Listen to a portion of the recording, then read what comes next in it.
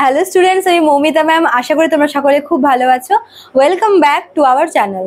Students, আজকের ক্লাসে আমি তোমাদের second semester minor political science থেকে রাষ্ট্রবিজ্ঞান বা পলিটিক্যাল সায়েন্স এটি পাঠের যে উপযোগিতা, মানে রাষ্ট্রবিজ্ঞান পড়লে আমরা কোন কোন জিনিস জানতে পারি, কি কি জিনিস সম্পর্কে আমরা অবগত হই, তার উপরেই আজকের ক্লাসটা নেব। তো ক্লাসটি শুরু করার আগে বলে রাখি, আমাদের কিন্তু অনলাইন ক্লাস এখনো চলছে। তোমরা যারা আমাদের কাছে অনলাইনে অ্যাডমিশন নিতে চাও তারা আমাদের হেল্পলাইন নাম্বারে যোগাযোগ করতে পারো। আমাদের হেল্পলাইন নাম্বার দুটো রয়েছে, একটা হচ্ছে 6295916282, আর একটা হচ্ছে 7076398606। তোমরা যে কোনো একটি নাম্বারে যোগাযোগ করে আমাদের সঙ্গে যুক্ত হয়ে যেতে পারো। এবং আমাদের কোর্স ফি হচ্ছে 999 টাকা, যেটা শুরু থেকেই ছিল। এখন তোমরা যারা অ্যাডমিশন নেবে তোমাদেরকেও কিন্তু এই অ্যামাউন্টটাই পে করতে হবে, ঠিক আছে? তাই তোমরা ঝটপট দেরি না করে আমাদের হেল্পলাইন নাম্বারে যোগাযোগ করে আমাদের সঙ্গে যুক্ত হয়ে যাও। আচ্ছা, দেখো, রাষ্ট্রবিজ্ঞান পাঠের উপযোগিতা, যেটাকে ইউটিলিটি অফ পলিটিক্যাল সায়েন্স বলে। রাষ্ট্রবিজ্ঞান পাঠ করলে কোন কোন জিনিস আমরা জানতে পারি তার একটি ধারণা নিয়ে আজকের ক্লাসটা, ঠিক আছে?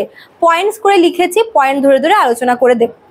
দেখো, প্রথমে যেটা আছে সেটা হচ্ছে অধিকার এবং কর্তব্য সম্পর্কে সচেতন।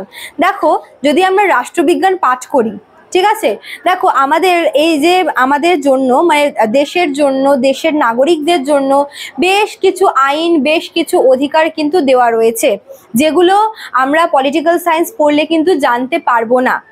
আমাদেরও কিন্তু দেশের প্রতি কিছু কর্তব্য আছে। দেখো, আমাদের কিছু অধিকার রয়েছে এবং দেশের প্রতিও আমাদের কিছু কর্তব্য রয়েছে। কাজেই আমরা যদি রাষ্ট্রবিজ্ঞান পাঠ করি তবে আমরা আমাদের অধিকার সম্পর্কে বুঝতে পারবো এবং আমাদের যে করণীয় কর্তব্যগুলো রয়েছে সেগুলো সম্পর্কেও কিন্তু আমরা অবগত হতে পারবো। কাজেই নিজেদের অধিকার বোঝা এবং নিজেদের কর্তব্য সম্পর্কে অবগত হওয়া, সচেতন হওয়া, এই সব কিছু কিন্তু আমরা রাষ্ট্রবিজ্ঞান পাঠ করলেই জানতে পারি, ঠিক আছে? নেক্সট দেখো কি বলেছে, সমাজ জীবনের প্রকৃত মূল্য অনুধাবন। দেখো, রাষ্ট্রবিজ্ঞান এবং সমাজবিজ্ঞান এই কথা দুটি কিন্তু একে অপরের সাথে রিলেটেড, ঠিক আছে? রাষ্ট্রর মধ্যে সমাজের আমরা অস্তিত্ব পাই, ঠিক আছে? কাজেই যদি আমরা রাষ্ট্রবিজ্ঞান পাঠ করি তাহলে সমাজ জীবনের যে প্রকৃত মূল্য, এই যে যেমন আমরা মানুষরা কি সমাজবদ্ধ জীব, আমরা সমাজে বাস করি, সমাজকে নিয়ে চলি। এই যে সামাজিক যে মূল্যবোধটা, প্রকৃত যে মূল্যটা, সমাজ জীবনের আসল মূল্য, কেন সমাজ প্রয়োজন, কেন আমরা সমাজবদ্ধ জীব, কেন আমাদের সমাজকে নিয়ে চলতে হয়, সমাজ জিনিসটা কি, এই সমস্ত কিছু কিন্তু রাষ্ট্রবিজ্ঞানের মধ্যেই ইনক্লুড করা থাকে। কাজে রাষ্ট্রবিজ্ঞান পড়লে আমরা কিন্তু সমাজবিজ্ঞান সম্পর্কেও বা সমাজ জীবন সম্পর্কেও কিন্তু আমরা অবগত হই এবং এর মূল্য কিন্তু আমরা বুঝতে পারি। নেক্সট দেখো, 3 নম্বরে বলেছে সরকারের গুণাগুণ উপলব্ধি। যদি আমরা রাষ্ট্রবিজ্ঞান সম্পর্কে ভালো করে আলোচনা করি, মানে রাষ্ট্রবিজ্ঞানের যে জিনিসগুলো আমরা আর কি দেখতে পাই, যদি বিশদে আমরা আলোচনা করি রাষ্ট্রবিজ্ঞানটাকে, তবে আমরা দেখতে পারবো যে এতে যে বিভিন্ন সরকার সম্পর্কে বলা আছে তাদের গুণাগুণ সম্পর্কে কিন্তু আমরা জানতে পারবো। অর্থাৎ কোন সরকারের কি কাজ, ঠিক আছে, কোন সরকার আমাদের জন্য ভালো। যেমন দেখো, আমরা কিন্তু বেশ কিছু সরকারের অস্তিত্ব দেখতে পাই। আমরা মোনার্কির নাম শুনেছি, আমরা প্লুটোক্রেসির নাম শুনেছি, আমরা অ্যারিস্টোক্রেসির নাম শুনেছি, আমরা অটোক্রেসির নাম শুনেছি। তো এগুলো হচ্ছে বিভিন্ন প্রকারের গভর্নমেন্ট, তাই তো? তো এই বিভিন্ন প্রকারের আমরা সরকার সম্পর্কে কিন্তু জানতে পারি এবং এর ভালো মন্দ, দোষ গুণ এইসব সম্পর্কেও কিন্তু একটা স্বচ্ছ ধারণা আমাদের হয় যদি আমরা রাষ্ট্রবিজ্ঞান পড়ি, ঠিক আছে? তারপর দেখো, 4 নম্বর পয়েন্টসটা বলেছে রাষ্ট্রের শাসন পদ্ধতি সম্পর্কে আগ্রহী।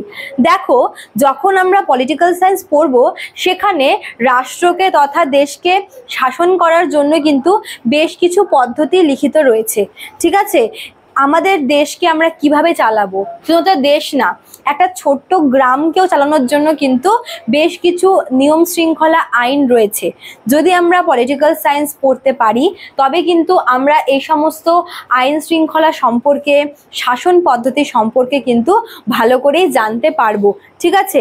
এবার দেখো, যে জিনিসটা আমার চোখের সামনে হচ্ছে, অথচ সেই জিনিসটা সম্পর্কে আমার কোনো ধারণা নেই, ঠিক আছে, এই জিনিসটা কিন্তু ভালো দেখায় না। তো কি হচ্ছে, যখন কোনো একটা জিনিস আমার চোখের সামনে হচ্ছে এবং সেটাকে যখন আমি বই পড়ে জানতে পারছি, তখন কিন্তু অটোমেটিক্যালি সেই জিনিসটার প্রতি কি আমার আগ্রহ বাড়বে। কাজেই কিভাবে শাসন করা হয়, শাসন পদ্ধতি, আইন পদ্ধতি, এই সমস্ত কিন্তু কিছু আমরা রাষ্ট্রবিজ্ঞানের থ্রুতেই জানতে পারি। কাজে রাষ্ট্রবিজ্ঞান পাঠ করা অত্যন্ত প্রয়োজনীয় বলে মনে করা হয়। লাস্ট পয়েন্ট দেখো, এটা হচ্ছে চিন্তা শক্তির বিকাশ। দেখো, যখন একটা মানুষ যখন পলিটিক্যাল সায়েন্স পড়বে, তখন সে তার চিন্তা থেকে এক ধাপ কিন্তু এগিয়ে যাবে, তার চিন্তাধারা সেগুলো কিন্তু একটু অ্যাডভান্স হবে, মডার্ন হবে, ঠিক আছে। সে তার দেশ সম্পর্কে জানতে পারবে, সে তার সমাজ সম্পর্কে জানতে পারবে, সে বিভিন্ন দেশের আইন শৃঙ্খলা, নিজের দেশের আইন শৃঙ্খলা, আইন, কর্তব্য, অধিকার সমস্ত কিছু সম্পর্কে কিন্তু ভালো করে জানতে পারবে। এর ফলে কি তার যে চিন্তা শক্তি সেটার কিন্তু বিকাশ ঘটে। এবং যখন একটা মানুষের মধ্যে চিন্তা শক্তির বিকাশ ঘটছে, তখন কিন্তু সে ইজিলি যে কোনো সমস্যার সমাধান করতে পারে, ঠিক আছে।